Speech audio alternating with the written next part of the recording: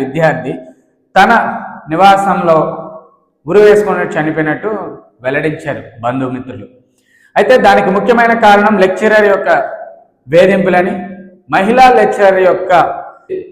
Lecturer తన యొక్క శారీరక కోరికలు తీర్చాలంటూ సాయి తేజాన్ని ప్రలోభపెట్టినట్టు, తను దానికి అంగీకరించలేక అటు ఇంట్లో వాళ్ళు చెప్పలేక మానసిక స్థైర్యాన్ని కోల్పోయి తన ఆత్మహత్య చేసుకోవడం జరిగింది.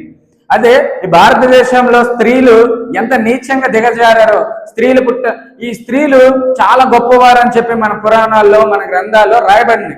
అయినా కానీ స్త్రీ ఈరోజు ఎంత దిగజారింది. బాధ్యతాయుతమైన ఒక లెక్చరర్ పోస్ట్ లో ఉండి తను ఈ పని చేయడం అనేది చాలా దురదృష్టకరం.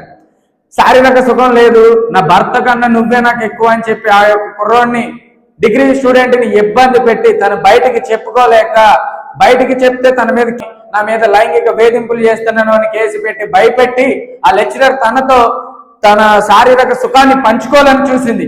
ఎంత నీచానికి ఒడిగట్టారు ఈరోజు